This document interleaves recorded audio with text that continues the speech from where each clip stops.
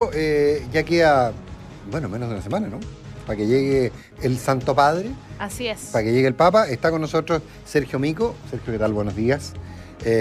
Sergio es abogado, filósofo, ha estado vinculado al mundo de la política y al mundo y ha escrito varios libros sobre temas vinculados a la religión, a la cultura atea, en fin, ha publicado varios libros.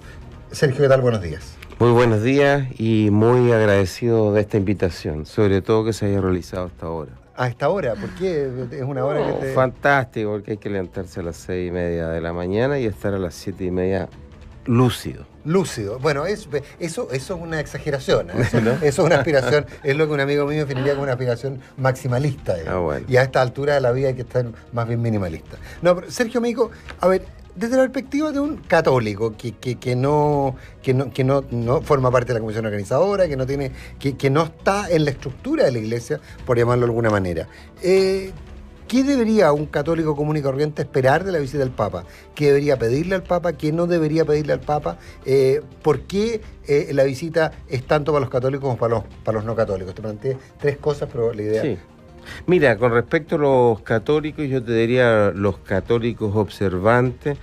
La visita del Papa es una visita que debiera conmovernos y obligarnos a reflexionar acerca del sentido de la vida que estamos llevando, su espiritualidad y religiosidad.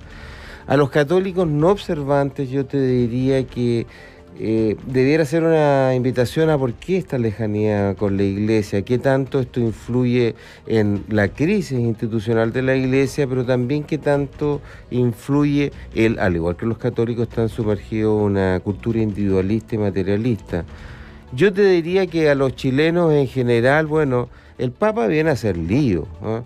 Particularmente para los ateos y agnósticos. Lío, ¿por qué tiene que haber un feriado religioso? Un feriado, ¿por qué hay que financiar esta visita? Un lío, ¿por qué debe suspenderse un proyecto de ley en tramitación? ¿Por qué este señor nos viene a hablar del mundo mapuche, inmigrante, mujeres y hombres internados en recintos penitenciarios? ¿Este Papa argentino no estará apoyando la salida al mar de Bolivia? Entonces ha causado lío y a mí me parece muy bien eso. Ahora, pero esto causa, recordemos que lo del lío, hay un problema práctico casi de traducción. ¿Ah? Para el hacer lío es hagan ruido, en términos del lenguaje coloquial argentino. Déjeme contar una anécdota. Yo tengo un socio argentino, entonces tenía que hacerse unos exámenes. Entonces llamó por teléfono a una clínica y pidió, mire, necesito hacerme unos estudios. Se demoraron 15 minutos, yo me moría de la risa porque yo escuchaba la conversación, que lo mandaban de un teléfono a otro, y yo escuchaba la conversación, que de repente me doy vuelta y le digo, mira, di que quieres hacerte unos exámenes y vas a lograr el resultado inmediato. No, perdón, mire, aquí me dicen que no son estudios, que son exámenes. Unos exámenes, ya, ok, ¿a qué hora? Entonces, de repente la barrera idiomática, y esto es un hecho legítimamente cierto el que te cuento, la barrera idiomática genera un problema, porque lío, para hacer lío es hagan ruido, háganse notar. El que hace lío es el que está en un lugar y se nota que está en ese lugar. Un poco esa es la excepción. Pero efectivamente se hace notar quien dice, oye, bueno, ¿no será que los bolivianos tienen derecho a salir al mar? Que se hace notar quien dice las cosas que dice respecto a la inmigración, el Papa, etcétera. Ahora, pero eso mismo, eso sí puede hacer un lío en la excepción chilena. Entonces, claro, ¿cómo se maneja eso, digamos? Bueno, no es fácil porque el Papa viene en un doble carácter, el jefe de Estado tiene que ser prudente y diplomático, pero también viene como un líder religioso. El Papa tiene opiniones bastante duras con respecto a la despenalización del aborto, por ejemplo, o con respecto a la defensa, ciertamente, de las personas con una orientación distinta a la heterosexual, pero en contra del matrimonio entre personas de un mismo sexo. Y son temas que él no debiera, aparentemente, no tocará frente a la Presidenta de la República. Pero por la otra parte es un líder religioso que tiene un pensamiento, en algunos casos, bastante radical. Y ahí hace ruido y, claro, como dices tú, no es fácil de conciliar. Pero es parte de los riesgos que se corre cuando se invita a una persona como el Papa Francisco, que ha sido muy polémico desde el día que asume el papado, se cambia los zapatos de rojo a negro, bototo, sale del Vaticano, dice en esta habitación donde duermen los papas podrían vivir 300 personas, los homosexuales, ¿quién soy yo para juzgarlos? Bueno, en fin, abrió o no abrió la puerta al divorcio, ¿por qué dijo estoy pensando en el mar en Bolivia cuando gritó esto es una vergüenza en Lampedusa con respecto a lo que estaban ocurriendo los inmigrantes en un momento que los partidos de nacionalistas sacan el 30, el 40, casi el 50% en Europa? Así, es un papa polémico. Lo que pasa es que ese es un contexto probablemente interesante, que un papa diga las cosas que dice, por ejemplo, en Lampedusa. Lampedusa, digamos, era la punta de la bota italiana en el cual llegaban la mayor parte de quienes huían, de los inmigrantes que huían.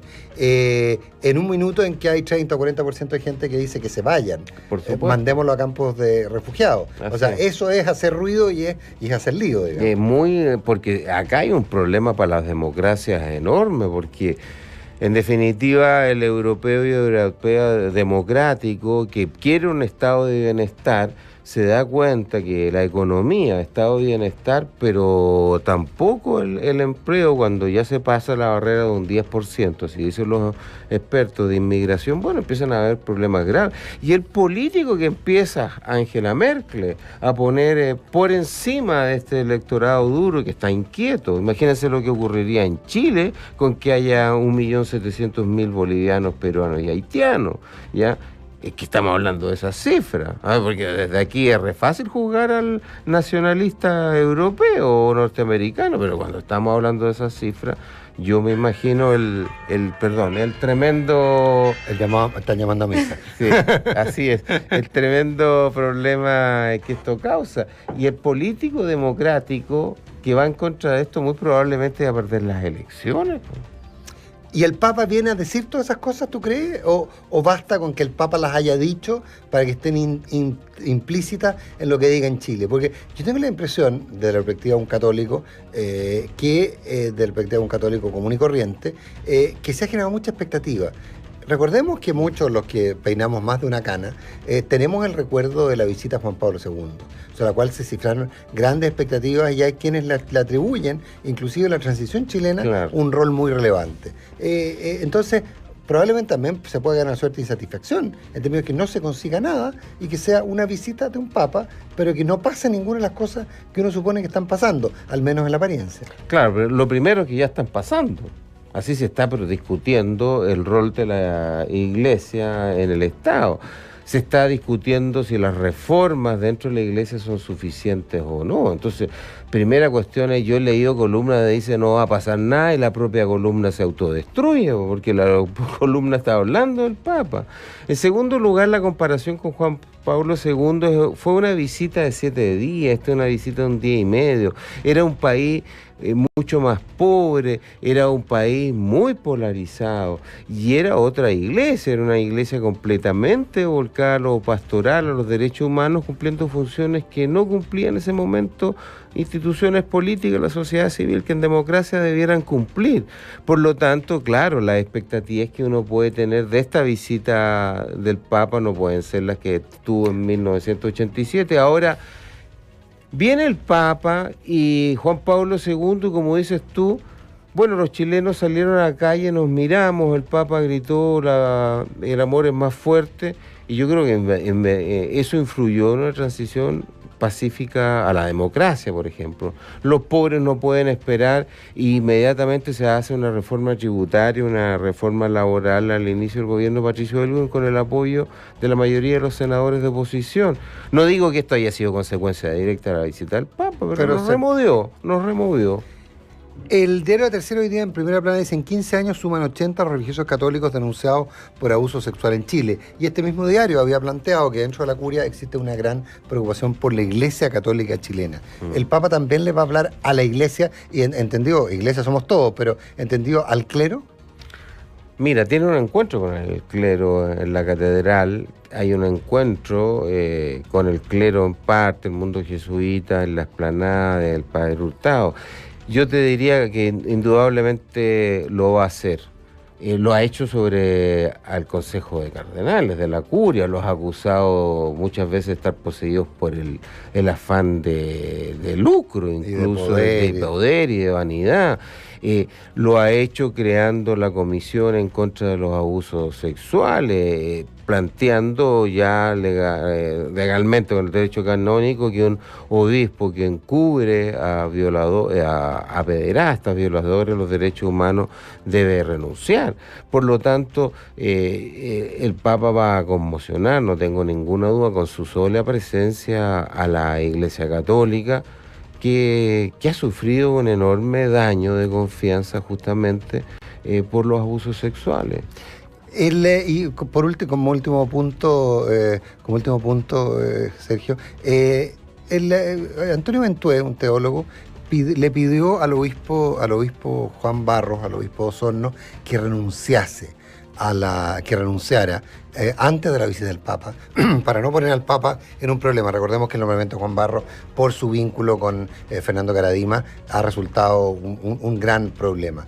¿Qué debería ocurrir ahí? ¿Debería renunciar Juan Barros? Uno puede esperar que el Papa, frente a los católicos de Osorno, apoye a Juan Barros, que haga algo distinto. ¿Qué debería ocurrir? Mira, yo estoy de acuerdo con Antonio Ventué que el obispo Barros debió haber renunciado, porque ha sido motivo de contradicción, no ha sido un pastor de sus ovejas en Osorno, porque apareció y está vinculado a los horrores de lo que ocurrió en la iglesia del Bosque, aunque él, atención, nunca ha sido condenado por ello. Pero entonces, ¿por qué salir? Por amor a la iglesia, ha dicho Ventué. Muchas veces uno, por ejemplo, en su familia, tiene que soportar ataques muy injustos de sus hijos. En mi caso me acusan de ser un carcamal conservador, cosa que es muy injusta. Ya, pero uno, por amor a su familia, por el cuidado de sus relaciones con su hijo, dice, me doy un paso al lado nomás.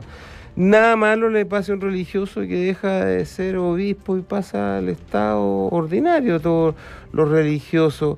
El nombre de Barros ha aparecido a nivel internacional, puesto como un ejemplo de que el Papa Francisco no está cumpliendo con sus promesas de atacar muy duramente la pederastia. Entonces, siempre, no hay sobre Juan Barros ninguna acusación. No hay. No hay de ningún. O sea, lo que se plantea es que el haber estado cercano a Karadima habría hecho imposible que él no supiera. Eso y por justicia, particularmente la penal, claro, Juan Barros no cometió ningún error, pero faltó prudencia. Y te insisto, el hecho es que él no está siendo motivo de consenso entre la Iglesia Católica y de la diócesis de Osorno. Derecho canónico dice que los laicos podemos pedir respetuosamente a los obispos medidas tan grandes como la renuncia. Y por lo tanto, el daño es objetivo. Acá vamos a tener seminarios en contra de los abusos sexuales, pero pensando en Barros. Entonces, cuando uno se encuentra en esa situación, es injusto, puede ser injusto en mi conciencia de plena inocencia, dar un paso al lado. Pero te insisto, hay veces por cuidado de la institución que tú amas, hay que dar ese paso al lado. Sergio Mico, un millón de gracias por haber estado esta mañana con nosotros en Duna en Punto, aquí en Radio Duna. Muchísimas gracias a la invitación. Gracias, Sergio. Son las